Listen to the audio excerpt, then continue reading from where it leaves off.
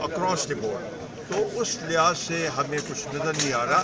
ایک تو حکومت نے اپنے آپ کو اس کے ساتھ منسلک کر دیا ہے، حالانکہ احتساب تو نیب کا کام ہے اور اداروں کا کام ہے.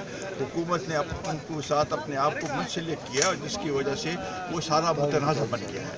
اس لحاظ سے اب ماحول بہت خراب ہے، اور اب تو اتنی حد تک چلے گئے کہ گالی گلوچ تک بات پہنچ گئی ہے. وزراء گالی گلوچ دے رہے ہیں. تو یہ صورتحال اس صورتحال میں میرا خیال ہے کہ ملک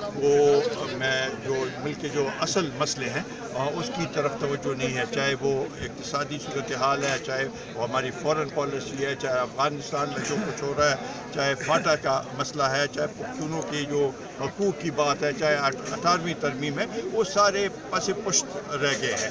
تو اس لحاظ سے میں سمجھتا ہوں کہ اس حکومت نے صرف یہ رٹ لگائی ہے اور صرف زبانی جمع خرچ اور ایسے اقدامات کر رہے ہیں جس سے وہ سمجھتے ہیں کہ اصل مسئلوں کی طرف ان کی توجہ ہٹا دی جائے گی. جہاں تک پختونوں کے اتحاد کی بات ہے، ہم سمجھتے ہیں کہ اس کے لیے ایک بنیاد فراہم کرنے کی ضرورت ہے، اور ایسے بنیاد جو کہ جس میں ایشوز جو منیمم ایک پروگرام ہو وہ ایک دفعہ مرتب ہو جائے تو پھر اس کے بعد بات آگے لے جایا جا سکتا ہے. لیکن یہ ضرور ہے کہ جو ہمارے مسئلے ہیں اس کے لیے سب جتنی بھی پولیٹیکل پارٹی ہیں، جتنے بھی پولیٹیکل لیڈر ہیں، یکسوئی کے ساتھ اس کی طرف اس کے لیے آواز اٹھائے.